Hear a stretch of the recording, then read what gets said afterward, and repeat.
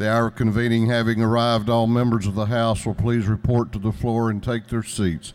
All members of this House, please report to the floor.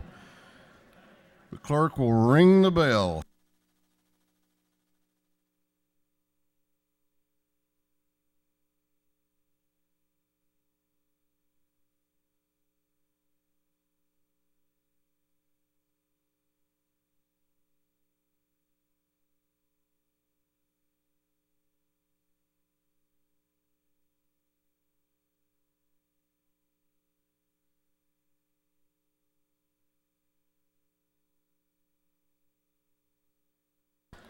All members, please report to their seats. We're about to have the call of the roll. We're going to have the morning roll call. All members present will please vote green to signify their presence in the chamber, and the clerk will unlock the machines.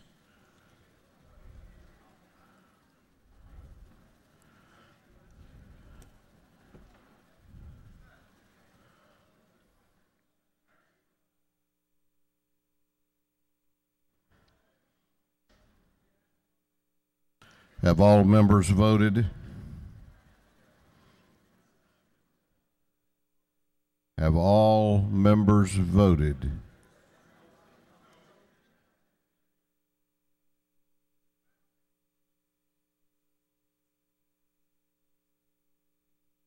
If so, the clerk will lock the machines. Doorkeepers will please close the doors and keep them closed.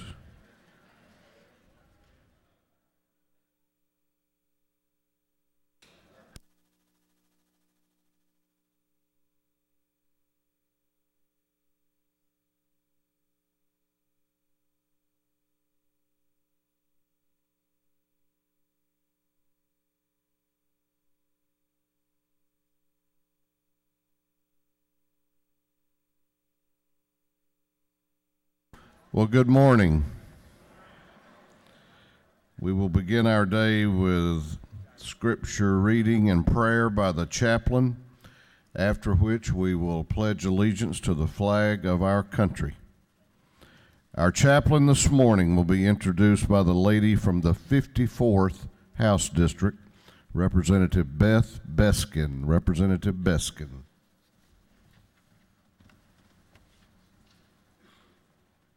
Thank you, Mr. Speaker.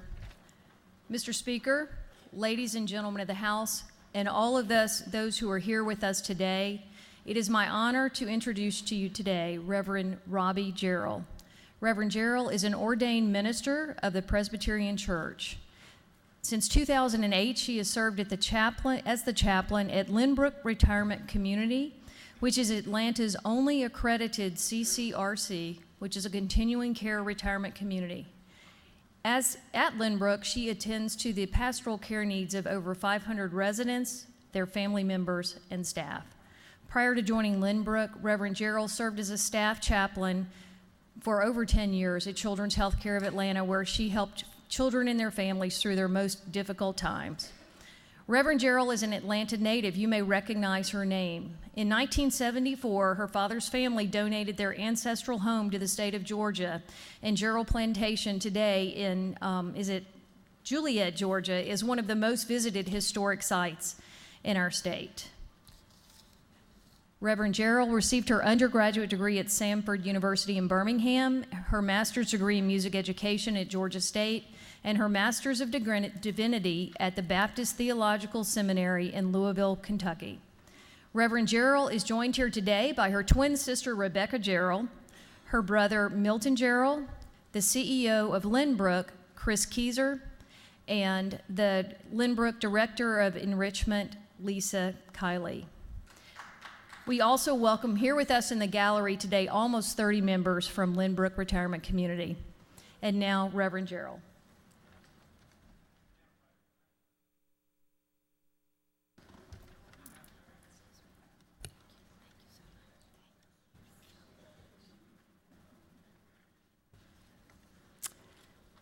Mr. Speaker, members of the House, on behalf of the Lynbrook Retirement Community, we thank you for this opportunity to be with you today.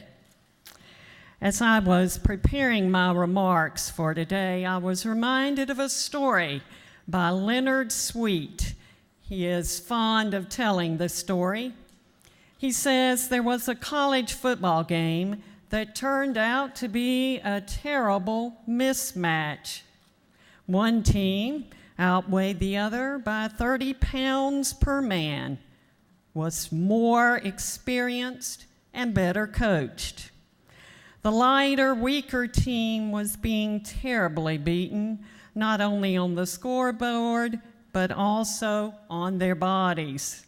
They were bruised, cut, bleeding, and several first stringers had already left the game due to injuries. As they gathered around in their huddle late in the final period, the quarterback for the weaker team noticed that they had 12 men on the field, one more than the 11 allowed by the rules. If the referee discovered the extra man on the field, he would assess a penalty, thereby adding to their already deep humiliation. "Look," the quarterback said to his teammates, "we'll try a quick running play that will take us past our bench. And as we pass our bench, I want one of you to drop out. And if we can do this fast enough, the referee may not even notice, and we can avoid a penalty." Amid great confusion, they succeeded in running the play right past their bench. And when they returned to the huddle to decide on their next play, the quarterback discovered, to his amazement, that 6 men had dropped out. Talk about being discouraged. You know things are pretty bad when you want to voluntarily bench yourself, when benching seems pretty attractive. Seated before me today is a team of legislators. You come from every corner of this great state. Legislation, as you well know, is not always easy. You take phone calls thanking you for what you have done, and then in the next breath, you read a blazing email from an irate constituent who is not happy with a stance you have taken. I am certain that times you feel much like the players I mentioned in the story, mismatched. You're trying to do the right thing, but sometimes the odds seem stacked against you. You feel like David, staring Goliath in the face. Consensus. It's hard work. Make no mistake about it. The late Dr. Peter Marshall, a former chaplain of the United States Senate, went on record as saying, "Peace must be waged." We come from different backgrounds, different cultures. We have different opinions, and yes, we have different solutions. And yet, when our marching orders are of one accord, teams begin to do what they call play in the zone. When I served as the oncology chaplain for Children's Health Care of Atlanta for almost a decade, I always marveled at what would happen in the lounge on the oncology floor. Parents would find their way to the lounge when they had a moment to catch their breath. And it was in that room that miracles happened. Adults who ordinarily would have never had an occasion or interest to befriend each other found themselves becoming lifelong friends. Things like this happen when you have a sick child. Your priorities change. You change from the inside out. Invariably, parents would leave the lounge just shaking their heads, marveling at the fact that, much to their surprise, they had discovered that the parents in that room were more alike than they had ever imagined. Their defaults shifted from hovering over differences to savoring likenesses. On September 9, 1776, the Continental Congress voted to call this newly forged country the United States. Just think of that. United. If it happened once, it can happen again.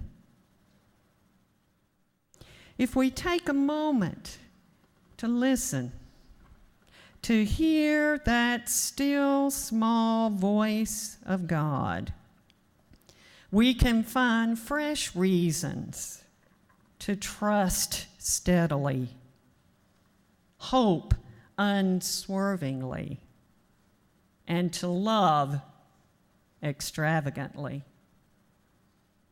If we take a moment to listen, to hear that still small voice of God, we will find ourselves getting on the way instead of in the way.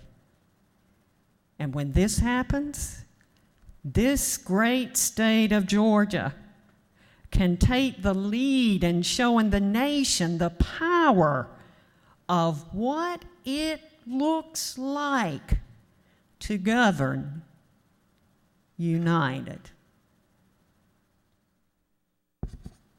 And now I invite you for the prayer.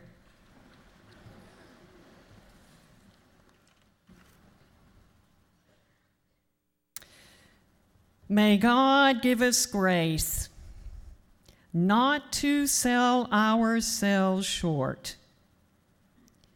Grace to do something big for something good. Grace to remember that the world is too small a place for anything but love, and too dangerous a place for anything but truth. And so may God take our minds and think through them. May God take our lips and speak through them. And may God take our hearts and set them on fire. Amen. To the flag of the United States of America and to the republic for which it stands, one nation, under God, indivisible, with liberty and justice for all. Doorkeepers will unlock the doors.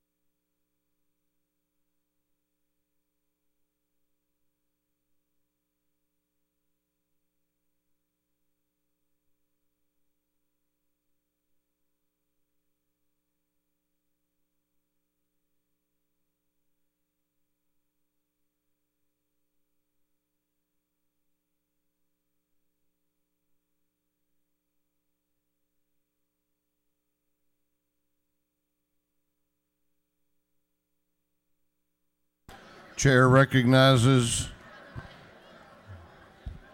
the gentleman from the 138th House District and the chair of the Committee on Information and Audits, Chairman Chokas. Mr. Speaker, your Committee on Information and Audits has read the journals of the previous legislative day and have found them to be correct. Chairman Chokas reports that the journal of the previous legislative day has been read and found to be correct. Is there any objection to the confirmation of the journal? The chair hears none and the journal is confirmed. The clerk will read the resolution establishing the order of business for the day. Mr. Burns, of the 159th, move this following be established as the order of business during the first part of the period of unanimous consent. Introduction of bills and resolutions, first reading and reference of House bills and resolutions, second reading of bills and resolutions, reports of standing committees, first reading and reference of Senate bills and resolutions, morning orders. Is there any objection to the adoption of the resolution establishing the order of business for the day? The chair hears none and the resolution is adopted. First reading of bills and resolutions. The clerk will read. House Bill 854 by Representative Benton of the 31st, a bill being titled an act to amend Code Section 32-4-3, the official code of Georgia annotated relating to naming state roads, bridges, or interchanges.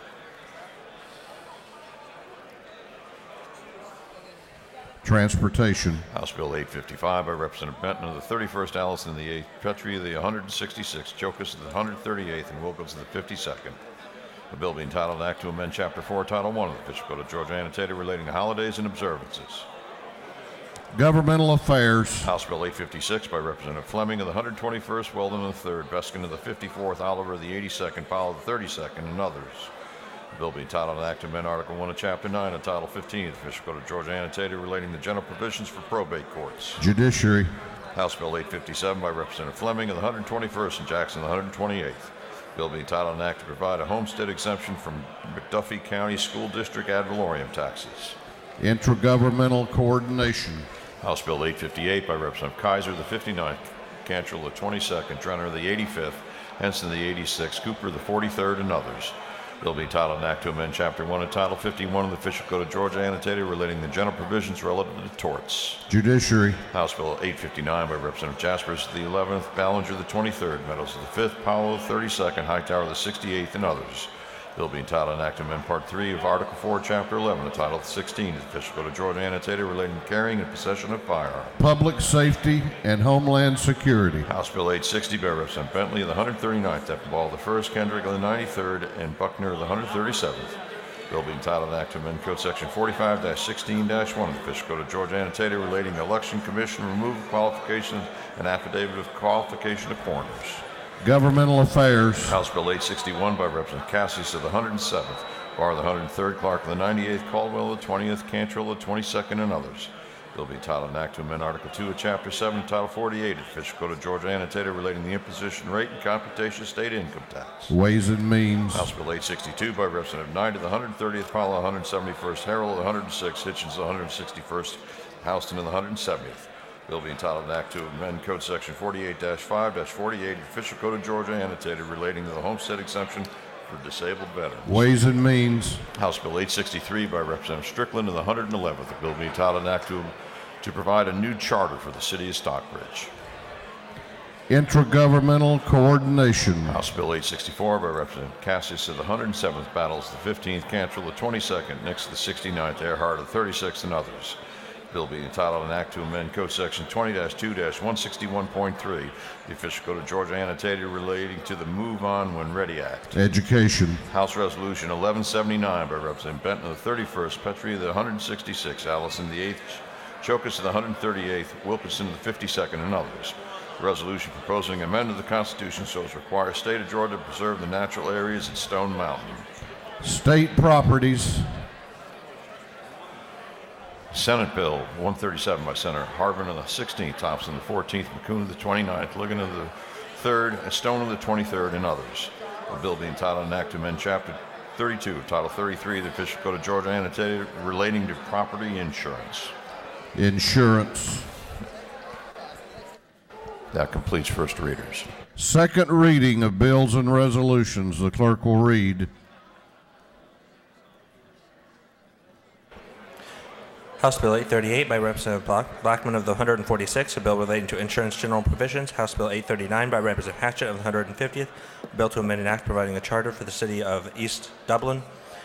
House Bill 840 by Representative Stevens of the 164th, a bill relating to conservation and natural resources and game and fish. House Bill 841 by Representative Sharper of the 177th, a bill relating to offenses against public order and safety. House Bill 842 by Representative Taylor of the 79th, a bill relating to regulation of fireworks and general provisions regarding local government provisions applicable to counties and municipal corporations. House Bill 843 by Representative Gardner of the 57th, a bill relating to Brady Law regulations. House Bill 844 by Representative Maxwell of the 17th, a bill relating to the Georgia Firefighters Pension Fund. House Bill 845 by Representative Setzel of the 35th, a bill relating to justification and excuse. House Bill 846 by Representative Watson of the 172nd, a bill relating to penal institutions. House Bill 847 by Representative Clark of the 98th, a bill relating to fraud and related offenses and general provisions relative to public assistance. House Bill 848 by Representative Clark of the 98th, a bill relating to elementary and secondary education. House Bill 849 by Representative Golick of the 40th, a bill relating to commerce and trade. House Bill 850 by Representative Mayo of the 84th, a bill relating to primaries and elections. House Bill 851 by Representative Atwood of the 179th, a bill relating to county law libraries. House Bill 852 by Representative Buckner of the 137th, the bill relating to public assistance. House Bill 853 by Representative Hawkins of the 27th, the bill relating to the Coverdell-Murphy Act. House Resolution 963 by Representative Gardner of the 57th, the resolution proposing amendment to the Constitution of the State of Georgia so as to provide procedures and standards for legislative and congressional reapportionment. House Resolution 1160 by Representative Gardner of the 57th, resolution proposing amendment to the Constitution so as to provide that the Legislative, Congressional, and Public Service Commission reapportionment be done by an independent, nonpartisan commission instead of the General Assembly. 3 second readers. Reports of standing committees. The clerk will read. Representative Tom McCall, the 33rd District Chairman of the Committee on Agriculture and Consumer Affairs, submitted the following report. Mr. Speaker, your Committee on Agriculture and Consumer Affairs has had under its consideration the following bills of the House and has instructed me to report the same back to the House with the following recommendations. House Bill 697 do pass by substitute. House Bill 800 do pass. House Bill 815 do pass. House Bill 538 do pass by substitute. House Bill 579 do pass by substitute. Respectfully submitted, Representative Tom McCall, Chairman. Representative Darrell Green of the 151st District, Chairman on the Committee on Code Revision, submitted the following report. Mr. Speaker, your Committee on Code Revision has had under consideration the following bill of the House. It has instructed me to report the same back to the House with the following recommendations. House Bill 737 do pass. Respectfully submitted, Representative Green, Chairman. Representative Shaw of the 176th District, Chairman on the Committee on Industry and Labor, submitted the following report. Mr. Speaker, your Committee on Industry and Labor has had under consideration the following bill of the House. It has instructed me to report the same back to the House with the following recommendation. House Bill 402 do pass by substitute. Respectfully submitted, Representative Shaw, Chairman. Representative Battles of the 15th District, Chairman on the Committee on Retirement, submitted the following report. Mr. Speaker, your Committee on Retirement has had under consideration the following bill of the House. It has instructed me to report the same back to the House with the following recommendations. House Bill 421 do pass by committee substitute. House Bill 508 do pass. House Bill 690 do pass by committee substitute. Respectfully submitted, Representative Battles, Chairman. That completes the reading of committee reports.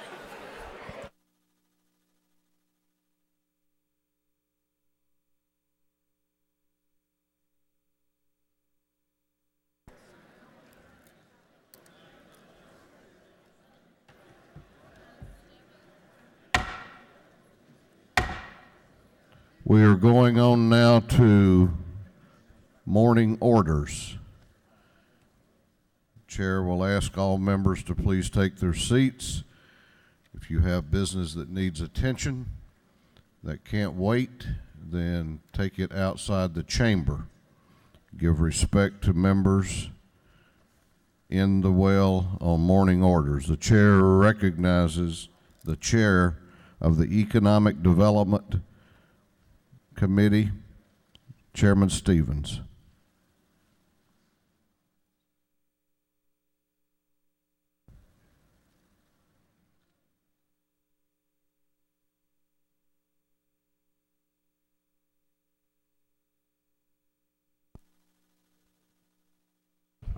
Ladies and gentlemen of the House, if you would, the members of the 1st Congressional District, if we call them the Coastal Caucus, if you will meet me on my desk over here, we have a letter for you to sign. Thank you.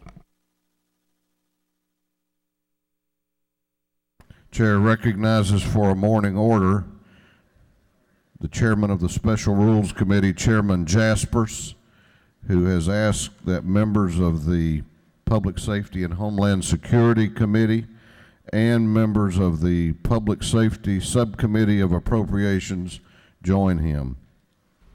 Chairman Jaspers.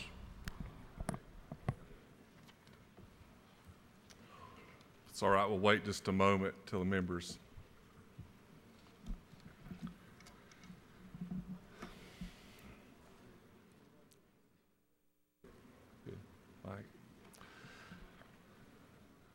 Thank you, members, for being here with me. All of y'all know I'm a pretty emotional guy. That's just the way I am. But when I got the phone call, text last night of my community's resident, Jake Fields, I just stopped dead in my tracks. And the first thing I thought of was not Jake, but his mom, Stacy. And they're from Jasper. They're friends of mine. And I just thought about Stacy, that drive from Jasper to Kennestone Hospital. And what was she thinking? And when he started that years ago, in his trip to be a trooper, I was here the day he went to boot camp school with him, and so proud, but then worried too. And I just want you to think about her and the family. He's doing okay. He's going to have some more surgeries, of course, and his family will need your prayers. So when I was thinking about this last night, I thought about Elizabeth, my oldest daughter. And when they were in high school, when somebody had a tragedy in their family or something like this, they would write their name on their hand. And so this morning when I got up, I wrote Jake Fields on my hand.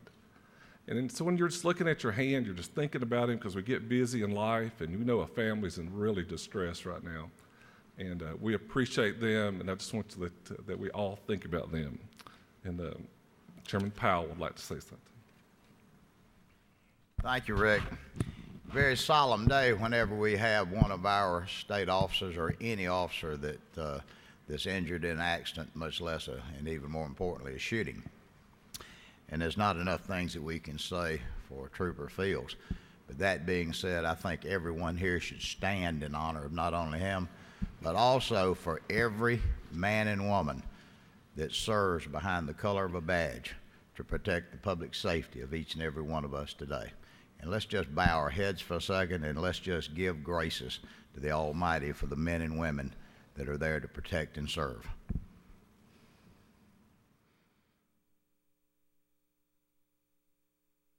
Thank you so much.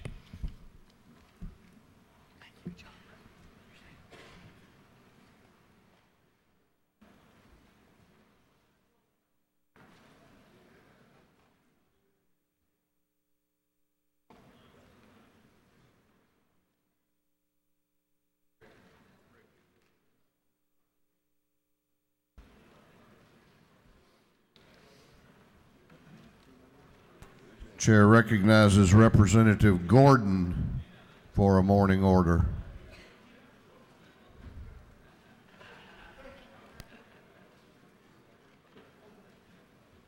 Looks like he's going to be joined by the Savannah and Chatham County delegation. Chairman Stevens, Representative Bryant, Representative Mickey Stevens, and Representative Petrie. Representative Hitchens. Good morning, everybody. Mr. Speaker, members of this august body, want to invite you all out to a little event that we try to do every year to show appreciation, Savannah Chatham Day over at the depot at 5 o'clock till about 8 o'clock. And we want you to eat as much as possible. And there's no need for milk or magnesia or anything for stomach pains, because we got Leopold's ice cream to soothe your stomach after you eat all that shrimp and oysters. So thank you for coming out, hopefully, and we enjoy putting this on every year. Thank you. Good job. Good job, great. House will continue to be in order. We are going to recognize and honor some very distinguished guests with us today. The clerk will read the caption to House Resolution 1178. House Resolution 1178 by Representative Stevens of the 164th Parish, the 158th, Welsh of the 110th, Williams of the 119th, Atwood of the 179th, and others.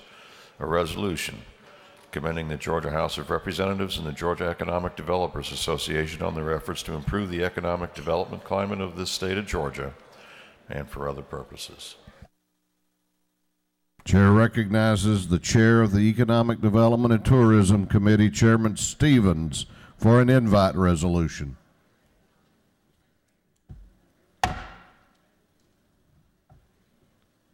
Once again, I'm going to ask the members for your cooperation. Chairman Stevens. Thank you, Mr. Speaker, ladies and gentlemen of the House. Today is the Georgia Economic Developers Day at the Capitol. And I want to thank you all for the years we've, and all the hard work for bringing us as the #1 state in the nation for which to do business.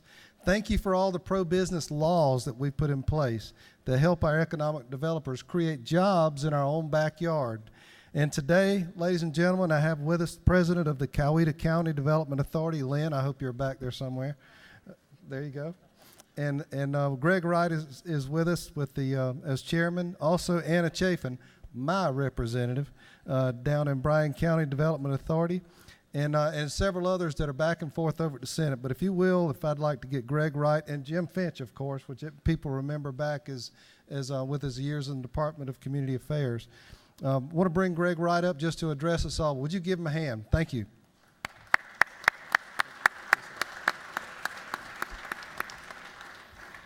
Well, good morning. On behalf of the Georgia Economic Developers Association, let me thank you first and foremost for what you've done to help make Georgia the #1 state in the nation to do business.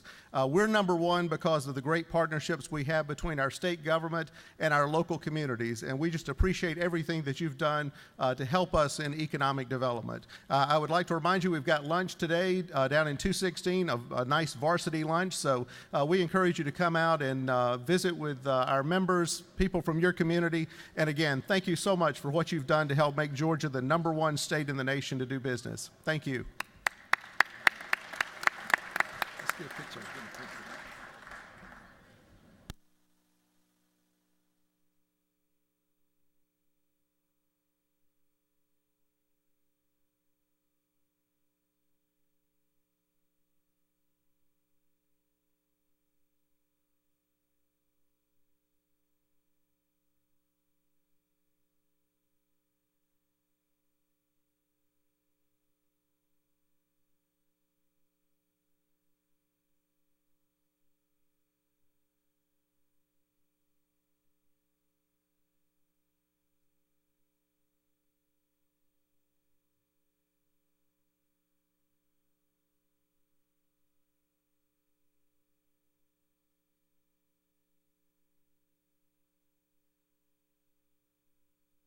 Clerk will read the caption to House Resolution 1056. House Resolution 1056 by Representative Cantrell, the 22nd, Teasley, the 37th, Turner, the 21st, and Caldwell, the 20th. A resolution honoring the life and memory of Patrick Price, the Strategic Planning Initiatives and Innovations Coordinator for the State Board of Pardon and Paroles, and for other purposes. Chair recognizes Representative Cantrell for an invite resolution.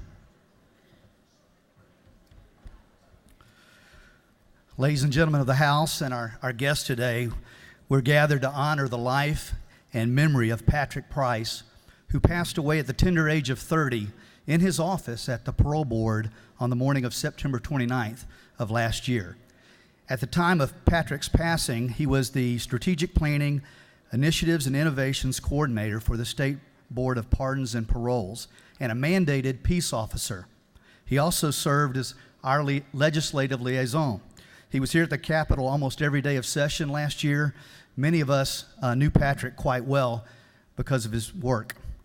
Our special guests today include Patrick's wife, Brittany, his parents, Gene and Paula Price, his sister, Carrie Gwynn, his aunt, Kelly McLeod, and then up in the gallery we have his in-laws, Howard and Melissa Brummel, and his youngest son, Nathan Jude. I'll ask you to stand at this time if you would. Let's welcome the Price family today.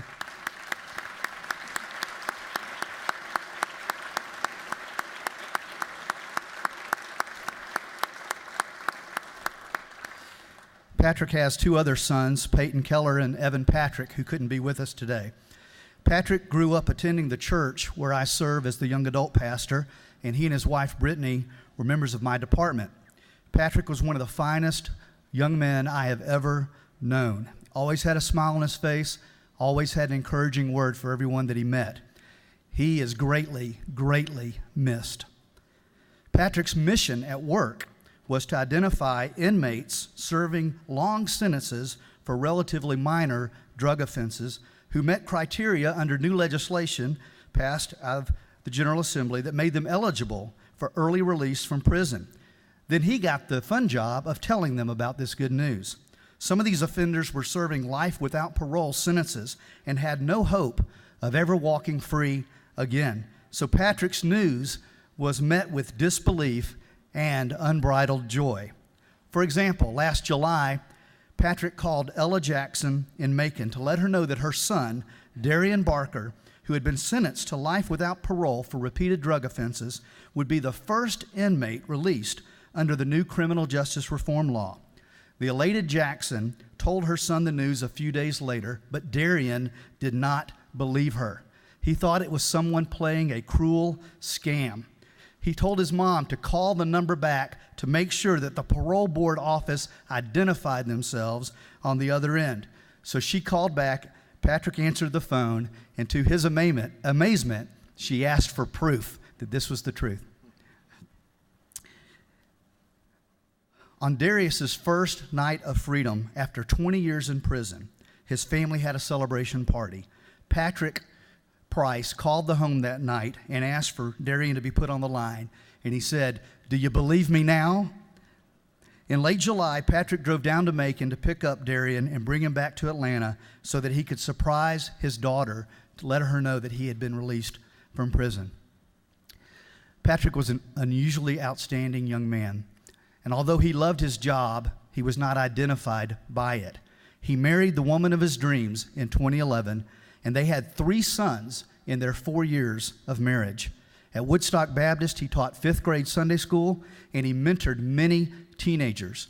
During his funeral, dozens of these young men, all wearing white button-down shirts, stood in appreciation, looking down at Patrick's flag-draped casket that day. His life goal was to spread the gospel of Jesus Christ to as many people as possible. Another one of Patrick's favorite tasks was to accompany his wife on Valentine's Day to deliver flowers and chocolates to widows and divorcees. On the morning that Patrick passed away, my wife and I rushed to Grady Hospital, expecting to have to comfort a grieving widow. Although we did find a grieving widow, we found a grieving widow who was comforting others. Several members of law enforcement were there that day, and Brittany had gathered around them to encourage them, telling them how much Patrick loved them and how much he enjoyed working with them. She let them know that she had a God-given peace during this tragedy because she knew that Patrick was at peace in the presence of his Savior. I can honestly say that I've never seen the grace of God evidenced in someone's life as much as I did that day through Brittany Price. Brittany will now come and say a word to us. Thank you so much, Wes. It's an honor to be here today. About 4 months ago, my husband, as he said, who's 30 years old, kissed me goodbye. That morning, I told him, "You look handsome in that suit." As you guys all wear suits, he hated wearing one, uncomfortable. And he went to his work where his heart just stopped beating at his desk. I got a phone call and found out I was a widow with 3 little boys under the age of 3. And when you walk through a journey like that, there's 2 things that you really reflect on, and one is eternity. We got slapped in the face of eternity that day. But you know what? There was such a peace because I knew where my husband stood with the Lord, because he had a personal relationship with Jesus Christ. Not because he was a good person, as Wes said, all the wonderful things he did, but because he had a relationship with Jesus Christ. And that is how I knew, and I could say with certainty to my little boys that day, Daddy is in heaven in the presence of Jesus. The other thing that we reflect upon is a legacy. What really is said of you when you die? The only thing that outlives you in your life is your legacy. And you know, my husband was a hero, not just because he worked tirelessly for the state of Georgia, just like many of you do, but because he was a hero even in his home. And how many of you can say that your wife or your spouse or whoever can say that you were beyond a shadow of doubt the most amazing person even when you're home? Not just what other people say about you, but what your family says. And I can say that because he gave his life away, not just to serve others, but to serve our family. And I just want to challenge you that today. And just, you never know when your last day and your last breath may be. My husband had no idea. We had no idea. Perfectly healthy. But you know what? He was ready to face that day because he knew where he stood with the Lord. And also, when he died, thousands of people have been touched because of the way he lived his life and the way his legacy is given. So I challenge you today, make your life count for others, and may there be a huge legacy given as a result. Thank you.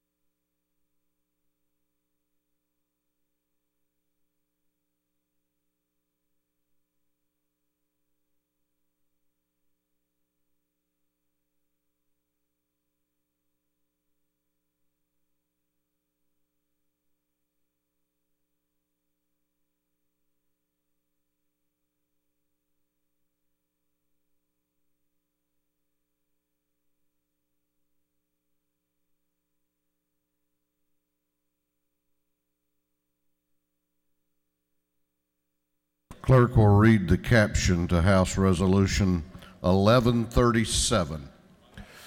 House Resolution 1137 by Representative Belton of the 112th, Rutledge of the 109th, Dickerson of the 113th, Welsh of the 110th, Corbett of the 174th, and others.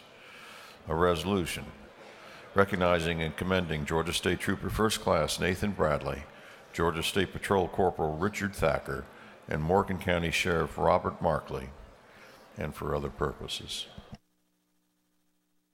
Chair recognizes Representative Belton for an invite resolution. Thank you, Mr. Speaker. Hero cop. You don't hear those 2 words banded together much these days in the national media, but you're going to hear them today in the People's House of Georgia as we honor Georgia State Trooper First Class Nathan Bradley. You know his story. Last Halloween, this law enforcement officer worked the scene of a horrible accident where the lives of parents of a happy family were tragically cut short.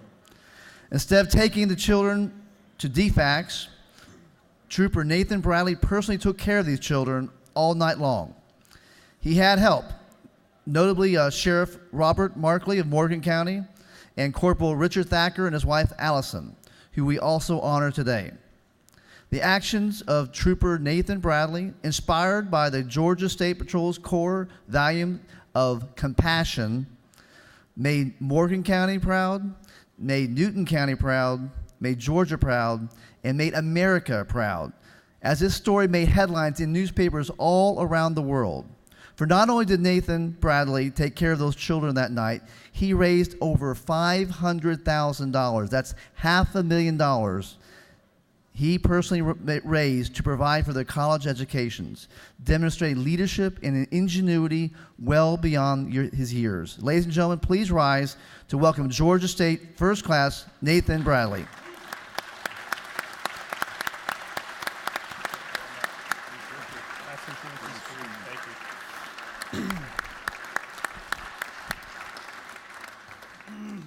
Good morning. I'm Trooper Nathan Bradley with the Georgia State Patrol. You have to forgive me, I didn't prepare a speech. I'm one to speak directly from the heart.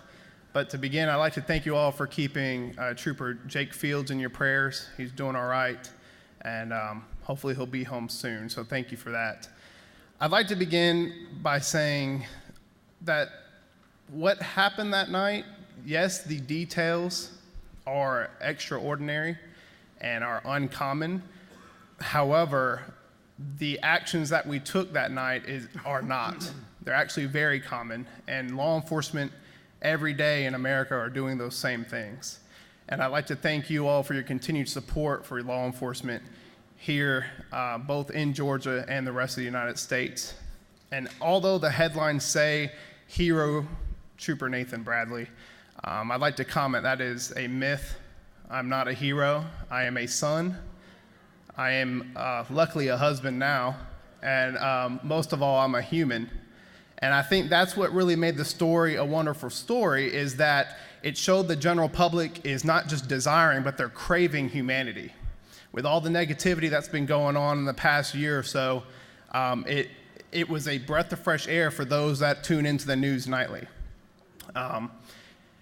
With that being said, it is an honor and a privilege to be here and be that voice for law enforcement and be able to speak to those that serve us as citizens here in the House and in the Senate. And I'd like to thank you all for your continued support. Thank you very much. Speaker, thank you so much. I appreciate you. You be safe today. Good job. Appreciate it.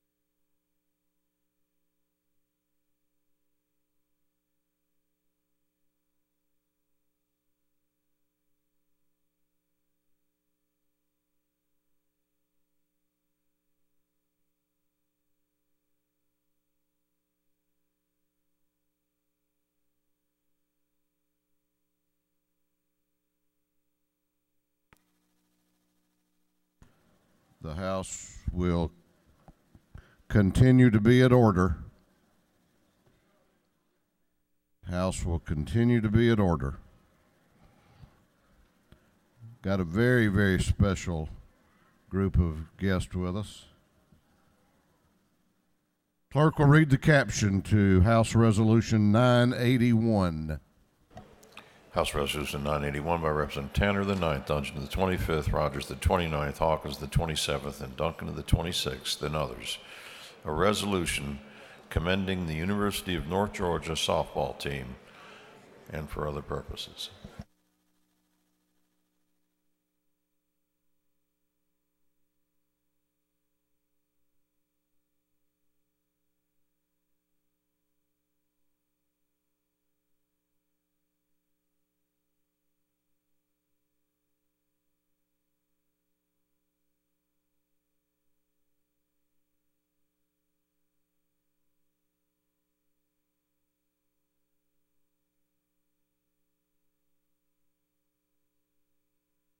Chair recognizes Representative Tanner for an invite resolution. Representative Tanner. Thank you, Mr. Speaker. It is an honor, Mr. Speaker, to join you here today as a fellow University of North Georgia College graduate. The University of North Georgia College is our state's senior military college and produces some of the nation's greatest leaders. UNG covers the North Georgia region and is one of the fastest growing universities in the state. Last session, we stood here and honored the #1 military cadet in the entire country, a student at UNG. Often we come here to honor sports teams who have won a state championship, but today we are here to recognize the UNG softball team, who's the 2015 NCAA Division II national champions.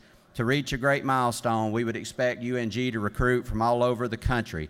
However, every single player on this national winning softball team is from the state of Georgia. I would like to recognize the leader of this fine institution, President Bonita Jacobs, to say a few words.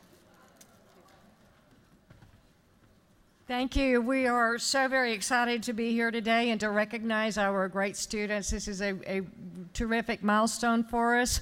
First, let me introduce Lindsay Reeves, our athletic director, head coach Mike Davenport. Two of our players are on stage today, Kim McMillan from Powder Springs and Megan May from Moultrie. As Representative Tanner said, our students are all from Georgia, and you need to know also that it is the only Division I or Division II softball team where all of the students are from our state. So we're very pleased with that. We've had a bit of a powerhouse softball team for the last 7 years, having gone to national playoffs 4 out of those 7 years. This year, we're very excited that Coach Davenport and his team won the Division II National Coaching Staff of the Year. And our pitcher this year was named both the National Player of the Year and the National Pitcher of the Year, and that was before we won the championship. The good news is she has another year of eligibility. So we're very, very excited about that. Our academic standards are extremely high. Our students as a team have a grade point average in excess of a 3.0. They're scholars, they're scholar athletes. We're very proud of them. If you happen to have a student from your district on our team, will you please stand and let us recognize you, please? If you have a student. Okay. Yes. The students will be outside after this if you would like to take a picture with any of them. And again, thank you for your attention, and we so appreciate being here today.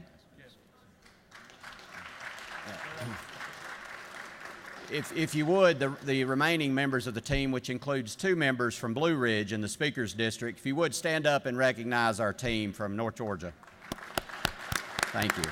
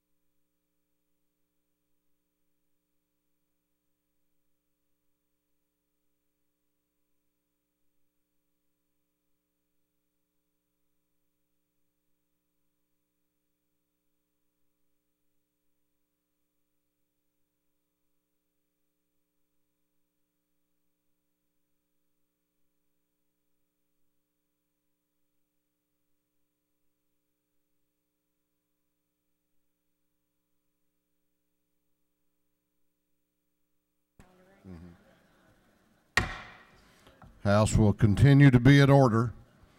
Chair recognizes Representative Bryant to introduce the Doctor of the Day, Representative Bob Bryant.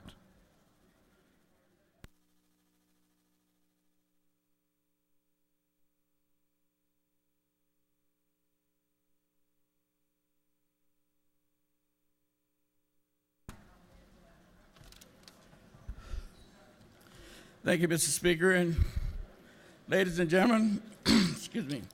It gives me great honor and pleasure to introduce the Doctor of the Day.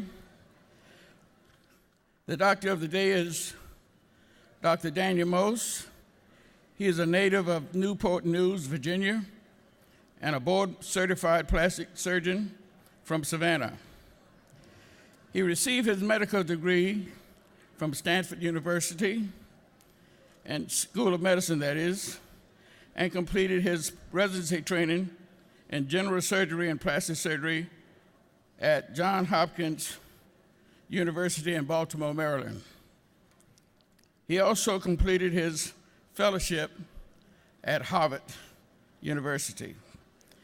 As a public researcher, Dr. Mose has over 30 publications in scientific journals and surgical textbooks. He also presented his research nationally and internationally and has given multiple lectures and community presentations to plastic surgeons throughout the country. So at this time, I would like to introduce to you the Doctor of the Day, Dr. Daniel Mose.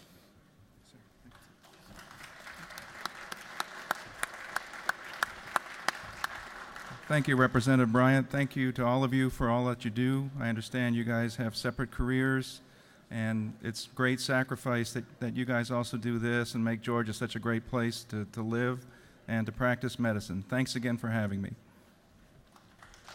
Thanks again for being here. Let's get a picture.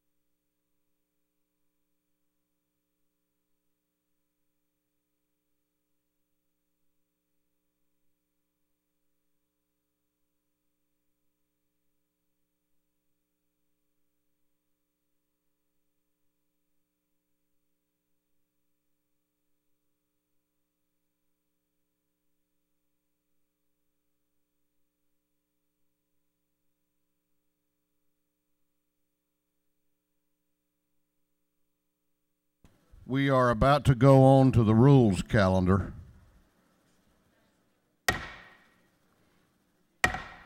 House will come to order. We're about to take up legislation. Clerk will read the caption to House Bill 742. House Bill 742.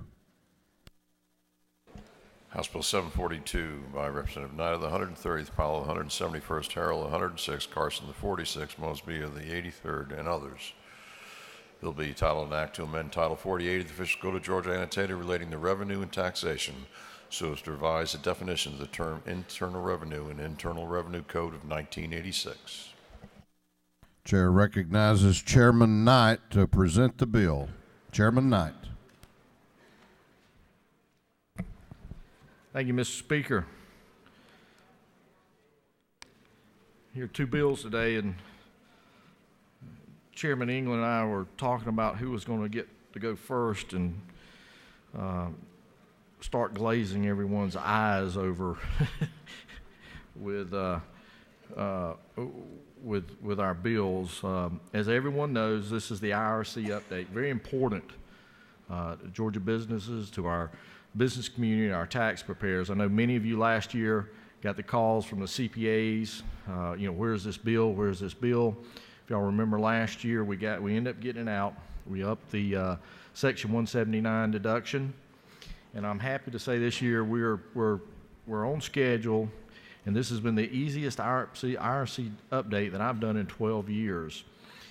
What this bill does is it makes permanent the $500,000 Section 179. That is great. It gives a lot of certainty to our business community out there, instead of what they're doing is waiting to the end of the year to try to make decisions to see what we do as we try to adopt or not adopt what happens in the federal at the federal level. Real quickly, we're making the research credit permanent. We've extended the Section 179, as I just said, permanent. We've got the exclusion for the mortgage interest debt extended.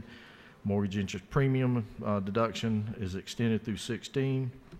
You will also see in the subsequent sections dates, a lot of date changes. And what happened is the IRS has changed some of the due dates for the federal returns. And what we are doing here is we are conforming our return due dates and payment dates to what the feds are doing. Again, one of the easiest conformity bills that I've had in 12 years here. This is good for our taxpayers. It's good for the businesses, the tax preparers out there. It's going to give them certainty. And certainly with this permanency in this Section 179, it's going to help Georgia continue to grow and attract new businesses. With that, I'll ask for your favorable consideration of House Bill 742 so that we can hurry up and get it across the Senate and then get it signed by the governor. Mr. Speaker, with that, I'll answer any questions if there are any, and if not, I'll sit down. You don't appear to have any questions. Thank you, Mr. Speaker, and thank you all for your consideration. Is there any objection to the previous question being ordered on House Bill 742? The chair hears none. The previous question is ordered. Is there any objection to agreeing to the report of the committee, which was favorable to the passage of the bill? The chair hears none. The report of the committee is agreed to. Shall this bill now pass? All those in favor of the passage of House Bill 742 will vote aye. Those opposed will vote no, and the clerk will unlock the machines.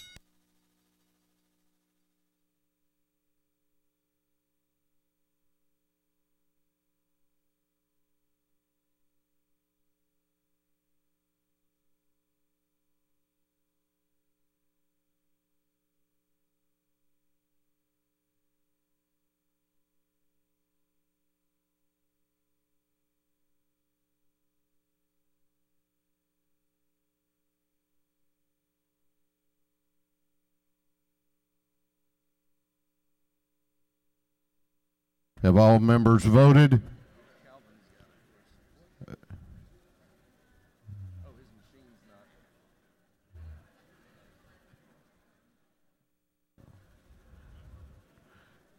The one machine that ought never malfunction. Chairman Smyrie. Have all members now voted? If so, the clerk will lock the machine on the passage of House Bill 742. The ayes are 174. The nays are 0. This bill, having received the requisite constitutional majority, is therefore passed.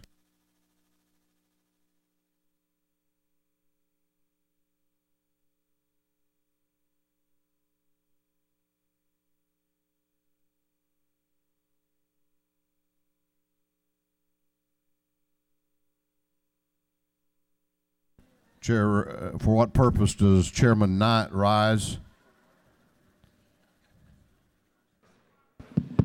To make a motion, Mr. Speaker. State your motion. Mr. Speaker, I'd like to make a motion that we immediately transmit House Bill 742 to the Senate. Chairman Knight has moved to immediately transmit House Bill 742 to the Senate. Is there objection?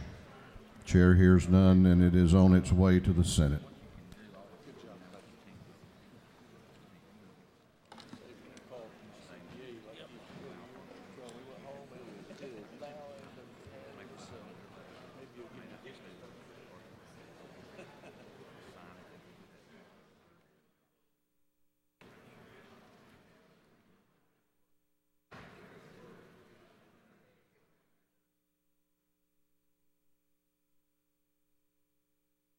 The chair had intended to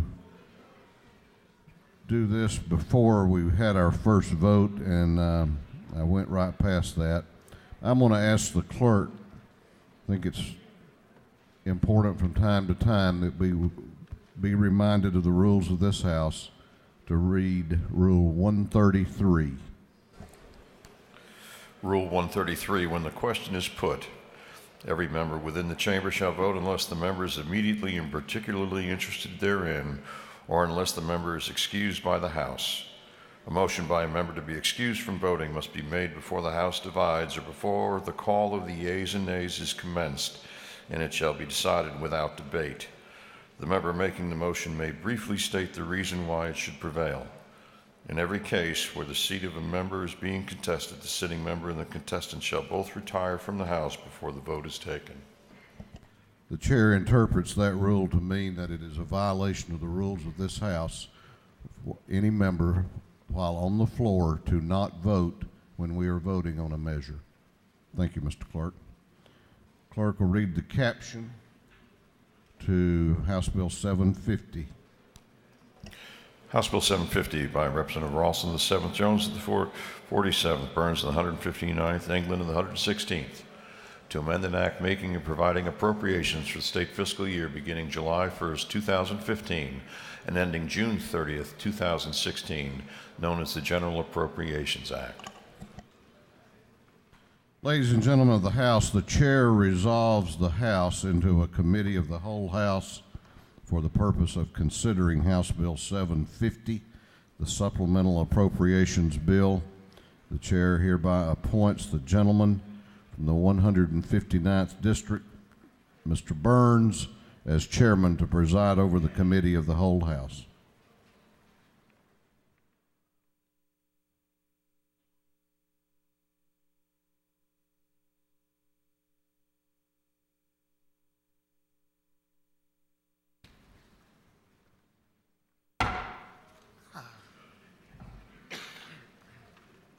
The House will come to order. You're a little bit rowdy right now. The chair recognizes the gentleman from the 116th, Mr. England, to present the bill. Mr. Chairman. Thank you, Mr. Chairman. I know you've been dying to get a hold of the hammer up there, so the hit was a little bit light, though, so you might want to work on that. Well, good morning. Well, I see that Chairman Knight did a good job on glazing everybody over, so that's a good thing. Good to be with y'all this morning, and as we start down the beginning of the second quarter, as the speaker had talked about yesterday, we're rolling through the one particular job that we have to do as a body, and that is adopt budgets and adopt balanced budgets. And to steal one of the favorite jokes of my counterpart across the building over there, I'm going to tell you the same thing that Elizabeth Taylor told her 8th husband: I'm not going to keep you long. So you've all heard the expression, it's all over but the shout. Well, that's pretty much where we're at here with the amended budget. You've had an opportunity over the last couple of weeks since the governor's State of the State address to look at the amended budget and realize that there are very few adjustments that we're actually making. First, the revised revenue estimate does increase state funds by about $1.16 billion, or about 5.3% above the original budget we passed as we left here last year. But again, as we've seen in the past, the biggest drivers wind up being just a handful of issues. We have the recognition of the midterm adjustment for education. We have the recognition of the funds that have started coming in from House Bill 170 last year dealing with transportation. When you look at those big issues and heightened lottery sales going to Hope, when you look at those big issues, that takes up about 85.5% of all the new revenue that we'll be considering and talking about here, which leaves about 14.5%, or about $169 million, to use in what is called discretionary funding, which is not formula driven. One other fact is that our subcommittees and subcommittee chairs and the committee as a whole did such a good job last year on the final passage of the budget, and working through the summer with the governor and OPB and our colleagues in the Senate, we've managed to again keep the number of changes needed in this amended budget to a minimum. So it does come to, and I don't know if Mr. Salzer is in the press gallery today, but as he did the explanatory video the other day of truing up, that is exactly what we're doing in this budget, is truing up. You'll see funds of about $110 million for K-12 enrollment growth, about $51 million for Move On When Ready and Hope scholarships, about $91 million in healthcare expenses where we've seen Medicaid growth, and then about $51.5 million dealing with children and in the state's out of home care, I'll get that out in a second, programs, and some additional funds to replace some federal TANF dollars that have been lost as well. When we talk about transportation, and of course that was a hotly debated issue and topic last year, but the whole intent there was to provide a transportation system that is not only efficient, but more importantly, safe for our families to travel and the families of this state to travel our roads. So you're going to see a recognition of about $758 million in funds dealing with that as well. You know, we talk a lot of times about how much the budget grows and how much it doesn't grow, and we've gone through the Great Recession, and we're coming out of that Great Recession today. But when you look at what we're doing, look at the additional people that are in our state from 2008 till today, you realize we've got a little over 800,000 new residents in our state. When you track the numbers looking at that budget adopted in 2008 to today, you'll realize there is actually very minimal growth for that period of time and the increased demand on services.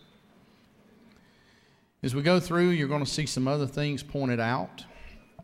The Community Care Services Program, or what we call CCSP, I'm glad to know there are actually words that go with the acronyms. They were projecting a shortfall of about $2.3 million this year as they've tried to finish up the year. So we've gone in and taken care of that. We've gone in and looked at our DFACS issues in the state. And as we've added about 630 caseworkers with the consideration of about another 180 to come in the 17 budget, we realize that those offices across the state are being overcrowded just by staff issues, much less the amount of clients coming and going from there. So we've done a little bit of adjustment there to help them with some moving expenses. And so pretty much, in summing the comments part up, this is a truing up of those numbers. And as I said to start out with, it's pretty much all done but the shouting.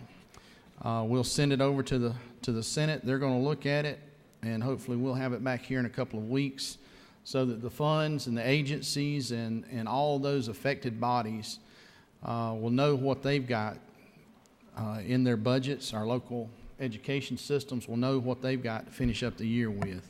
I'd be remiss if I didn't stop right here and thank our committee, all 82 of you. My 7 subcommittee chairs, thank you for the work you've done. Your subcommittees have dug in and tried to find something in a very plain budget and found a few things. And we'll talk about those here in a minute. But most of all, these individuals sitting on this front row right here, our House Budget Office staff and Alicia across the street over there, thank them for all that they do consistently to keep the train on the tracks and keep your chairman in line and knowing what he's, at least a little bit of what he's talking about. So if you will, thank y'all. You've got the budget in front of you. You've got the bill format and the tracking sheet. If you will, look at your tracking sheets, and we're just going to run through this pretty quick. I did it in 22 minutes yesterday in the committee. We may try to break that today. Thank you, Leader Burns, for adding an additional bottle of water. I hope I'm not going to need it today. But if you will, look at Section 3, and that's where we'll start off.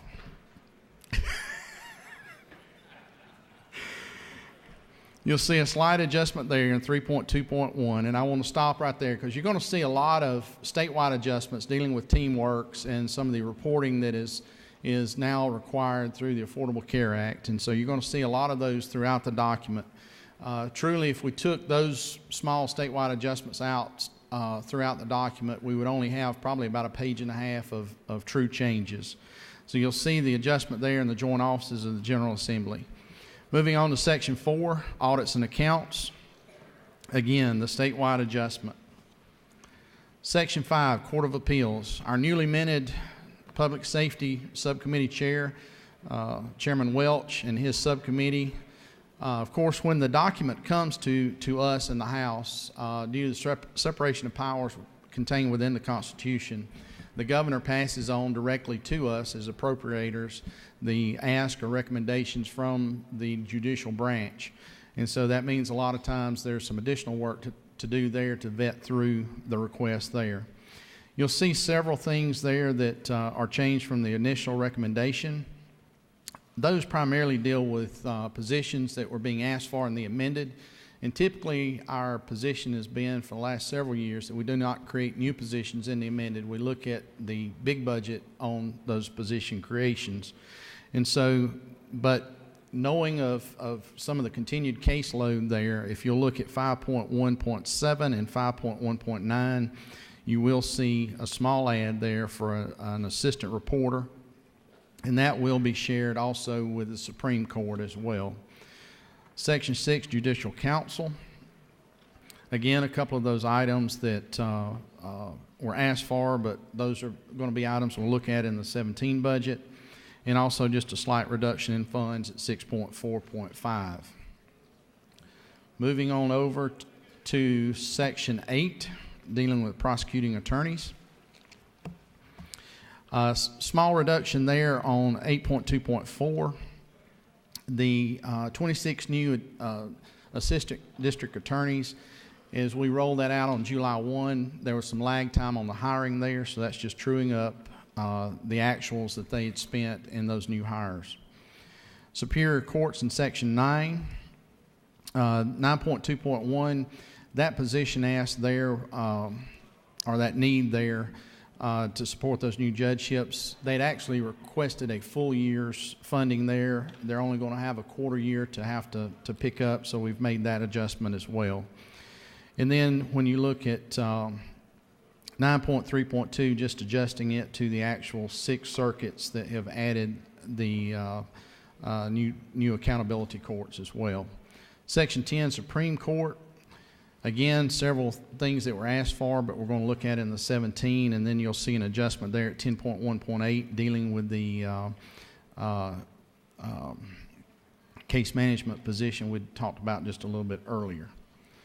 Moving on through the document, you'll get to turn several pages this time. Section 17, 17.11.1, 17.12.1, and 17.12.2 are all linked transactions, moving some additional funds that were not used up to 17.11.1 in the administration of the program.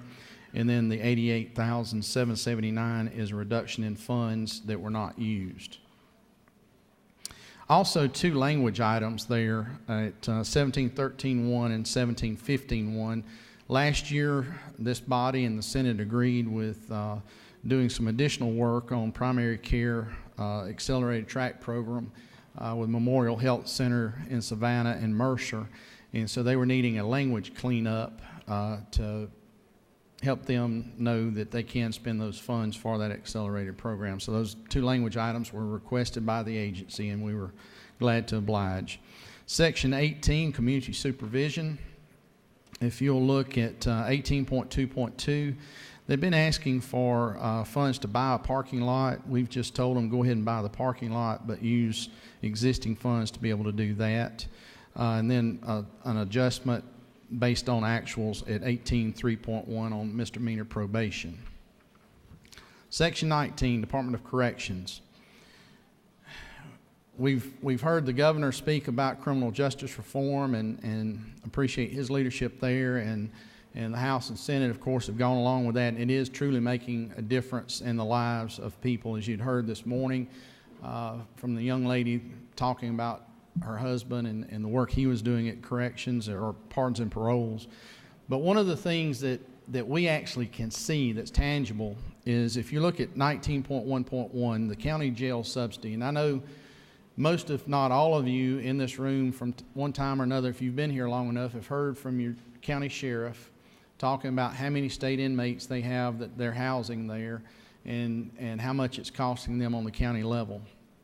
Well, one of the added benefits of criminal justice reform is seeing that number drop off considerably. A matter of fact, about 2 years ago, that one line item right there was somewhere north of $20 million. So far this year, they've expended about $660. That's 660.00, not 660,000, but $660. So we made a further reduction on that line of $45,000. It leaves them about $5,000 there, just in case something were to happen and it be needed. We don't want that one to run out, but that's one of those numbers geeks, folks like me. We like to see those impacts, and that's one of those things that we can actually point to and say this is working. Under Section 24.16.3, Department of Education, just a slight adjustment on the QBE formulas there, dealing with the state charter schools supplement, just truing it up about $14,000. Section 28. I mentioned in the beginning there several comments about DFACs and some of the things going on in trying to help serve that needy population out in the state. 28.6.4 is actually where we're helping them to do and are cut down on the backlog of relocation of offices that they've got out there. If you go visit one of your county offices, you're going to realize right now folks are on top of folks trying to work. We have turnover issues in that agency, and one of the things that we find out on exit interviews is part of it is the working condition because they're so cramped. So what we've done there is tried to start picking off some of those offices that are in dire need of relocation. So we've picked off 4 there. Fulton, Cherokee, Pickens, and Gilmer counties will be able to move and relocate into better offices as well. 28.10.1, I mentioned the CCSP program a while ago. Commissioner Crittenden over at DHS came into that job back several months ago and realized she had some huge obstacles to clear, and one of those was one particular program was having an overspend. And you've probably heard from some of your providers out in the state of the reduction of number of slots that have been opening up, and they're trying to get a handle on that. And my hat is off to them because it's basically worrying her sick trying to figure out how they can get their control back of what's going on there. But they did come to us and had a shortfall that was being projected toward the end of the year of a little over $2.3 million. So we've gone in and taken care of that. And that is truly taking care of folks that otherwise, if they were in the nursing homes, it would be costing us considerably more. It allows our elderly Georgians to remain in their homes and remain where their families can be there and help take care of them as well. Section 31, 31.3.5, 31.3.6, 2 items that Chairman Welch and his subcommittee felt like would be things that we need to look at in the 17 budget instead of here in the amended budget, so we took those reductions there. Section 35, pardons and paroles, just a slight adjustment at 35.31, again for the actuals of expenditures there. Section 37, public defenders. 37.2.3, a small add from the governor's recommendation just to help again cover the actuals in the public defenders area as well. Section 41, University System of Georgia Board of Regents, as we affectionately know them.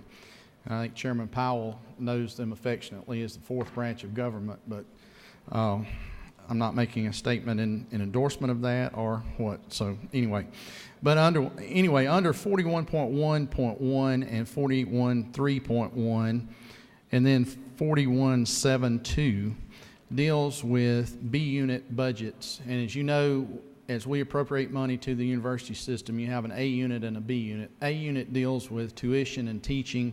B unit is a lot of the other services that the university system and our land grant system across the state provides. Well, as we did some of the raises across the state last year and the year before, it kind of put some of our B unit folks in an awkward position of trying to match what the institutions were doing.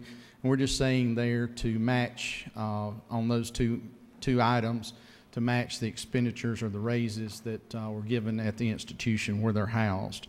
Also at 41.17.1, the Cordell Center at Darton State College, just telling them at that point right there it's okay to use existing funds to fund that instead of adding funds for that operation there. Section 43, Secretary of State's Office. Couple of adjustments, actually 3 adjustments in some of their sub-programs under corporations, office administration, and the professional licensing board, just going in and looking at the funds that they had expended, and again truing up and trying to take in and take care of the other issues that we've already talked about in the budget. Section 48, Department of Veterans Services, an agency request to move some administrative funds out of the memorial cemetery category and the nursing home category actually up into administration where it is used. So we were glad to oblige them by making that move recommendation as well. And then last but not least, Section 50 dealing with the debt service, a small adjustment there, and those funds then are used and spread throughout the budget in many other categories as well. Mr. Chairman. Excellent job. That I'm glad to answer some questions if there are any. Well, y'all go ahead and wake back up now and see if we have any questions there after 2 of you. I don't see any questions there, Mr. Chairman. I think you've thoroughly explained the budget, and the staff and members of the appropriations team have done an excellent job over the last couple of weeks. And I think at this point in time... Well, if that's the case, I will yield the well and ask for favorable consideration. The chairman has yielded the well.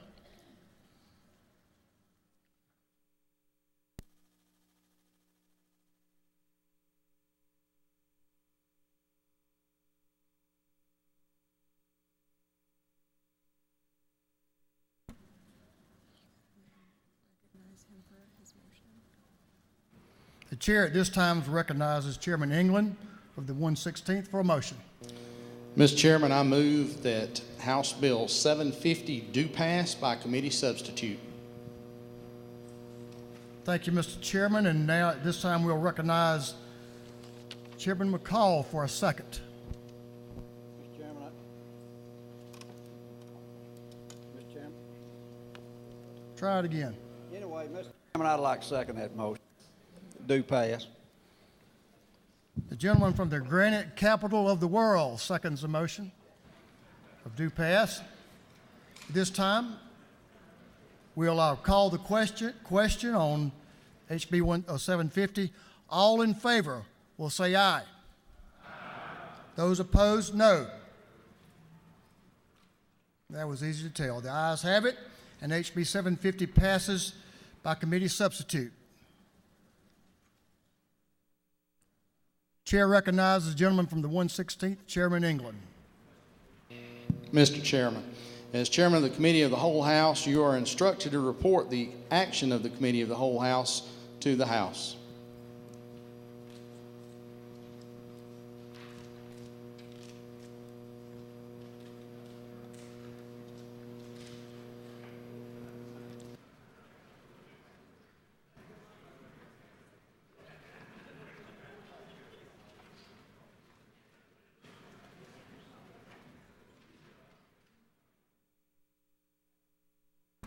Chair recognizes Mr. Burns.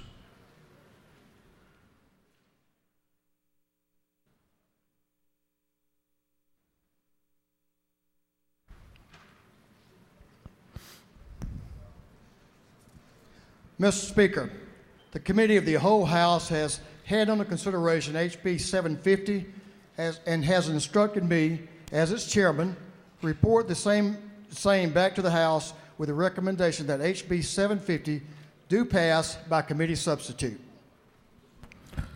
The report of the chairman of the Committee of the Whole House is received.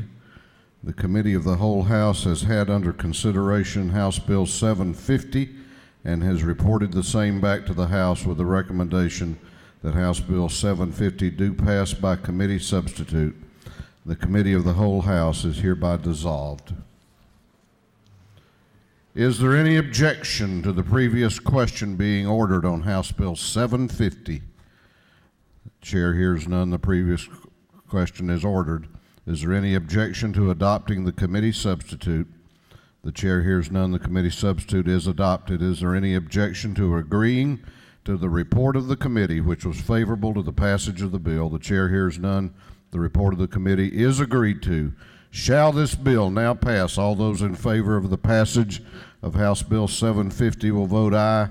Those opposed will vote no, and the clerk will unlock the machines.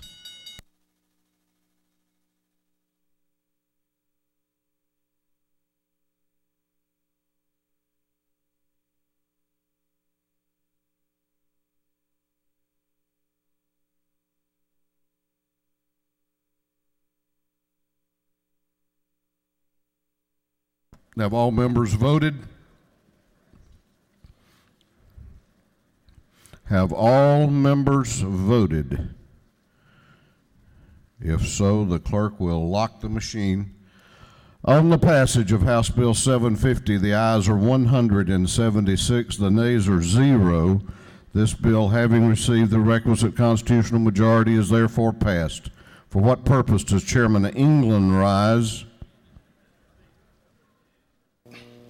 Mr. Speaker, to make a motion. State your motion. I move that the House immediately transmit the committee sub to House Bill 750 to the Senate.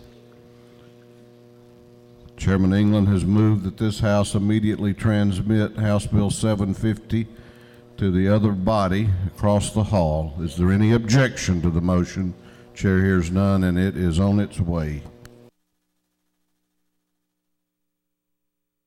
Clerk will read the caption to a group of privileged resolutions.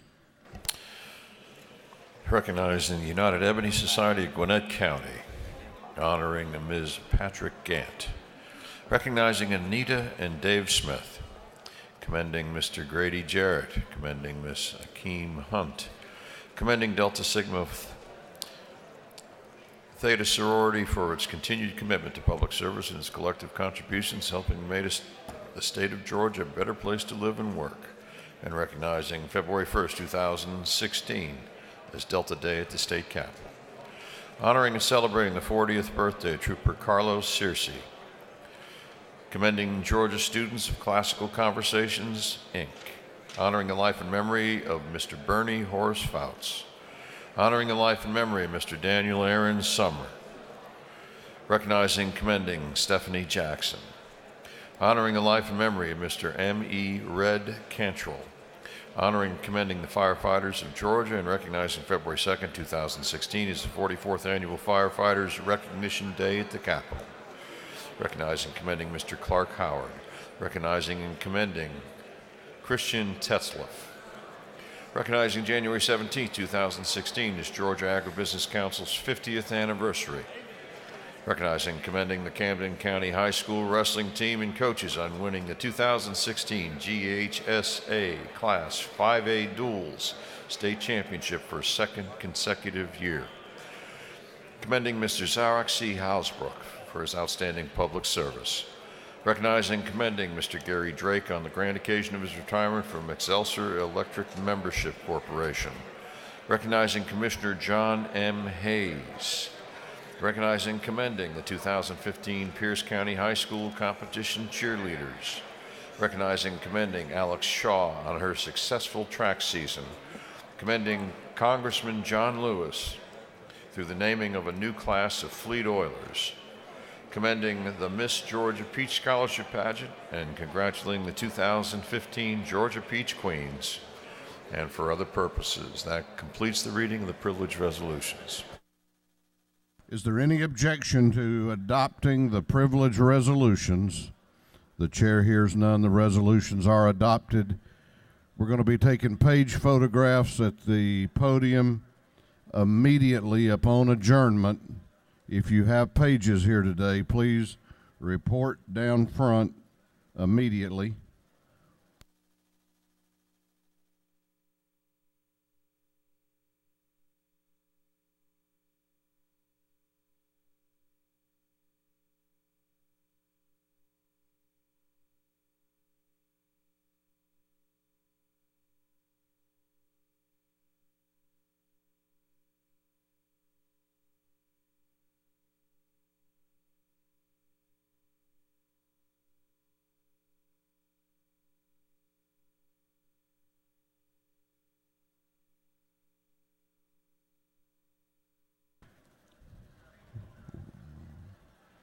Before we go on to announcements, if you have an announcement, please report down front also.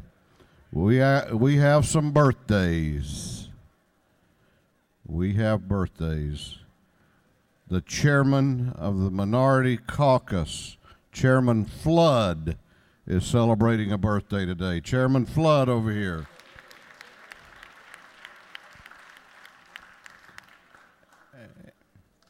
And unless I'm reading this wrong, the Speaker Pro Tem's birthday is today. Happy birthday, Madam Speaker.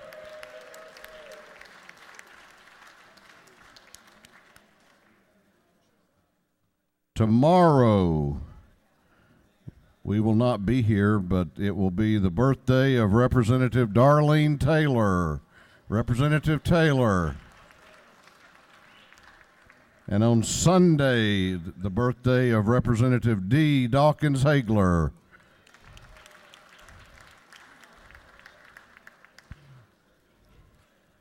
Chair recognizes for an announcement the chair of the Education Committee, Chairman Coleman. Just a minute, Mr. Chairman. If you don't wish to hear the announcements, you feel free and unrestrained to step out in the anterooms.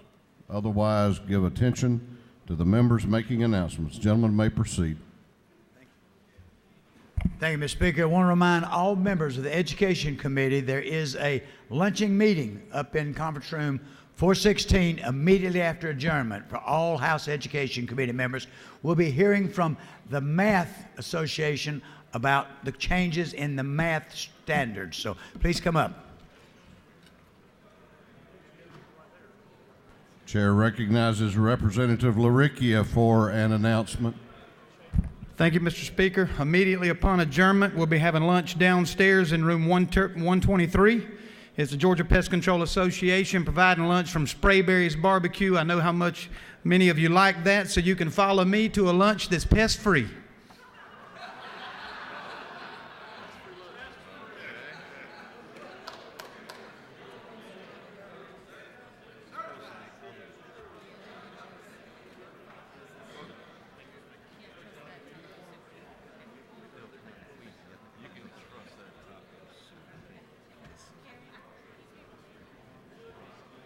Chair recognizes for an announcement Chairman Setzler.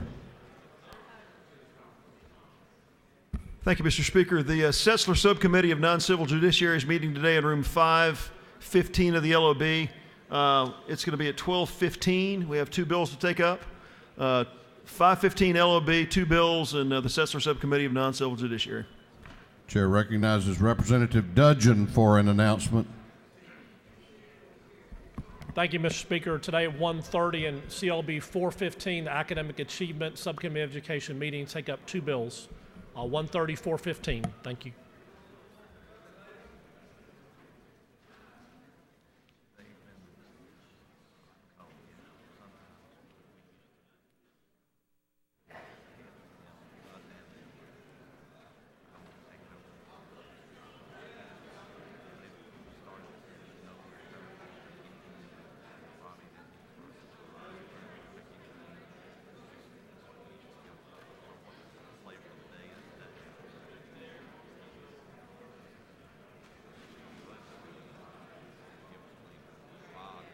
Chair recognizes Representative Kaiser for an announcement.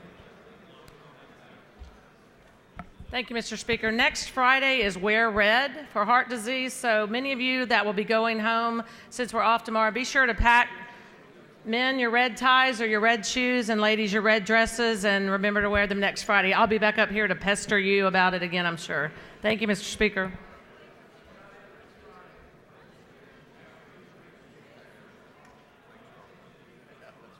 Chair recognizes Representative Bennett for an announcement. Thank you, Mr. Speaker. This announcement is for the DeKalb delegation. We will meet immediately upon adjournment downstairs, Senate Room 121. Thank you. Chair recognizes Representative McLean for an announcement. Thank you, Mr. Speaker.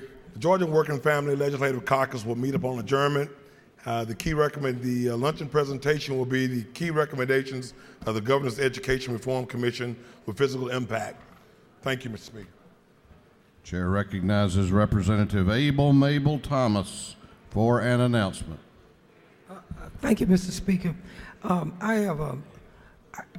yesterday, I lost a diamond, a gold bracelet. There's a reward for anyone who finds the bracelet. How much? How much? We'll start at $100. Pretty nice bracelet. But the other thing I want to say today is I want to commend one of our colleagues. I want to commend Representative Valencia Stovall from District 74 for the fantastic work that she did this week around the Educational Summit, and also Representative Coleman and all the others who have made that possible. So if you would, let's commend our colleague for the work she did with the Educational Summit this week. Thank you. I thought I saw a bracelet like that on Representative Al Williams earlier today. You might want to go talk to him. Chair recognizes the chair of the Juvenile Justice Committee, Chairman Weldon, for an announcement. Thank you, Mr. Speaker. Ladies and gentlemen, there will be a Juvenile Justice Committee meeting today at 2 o'clock. The child fatality report will be reviewed in that meeting, and we want to invite everybody. We hope you'll be there. Certainly want to remind all of the committee members. Thank you. There being no further announcements or no further business, I'll remind members, if you have pages, find your pages. We're going to do those pictures quickly upon adjournment. Chair recognizes the Majority Leader of the House for a motion. Mr. Speaker, I'd move that this House stand adjourned until Monday, February the 1st, 2016 at 10 a.m. Majority Leader has moved that this House stand adjourned until Monday, February 1, 2016 at 10 o'clock a.m. All those in favor of the motion will say aye. Those opposed will say no. The ayes have it, and this House will be adjourned until February 1 at 10 o'clock a.m.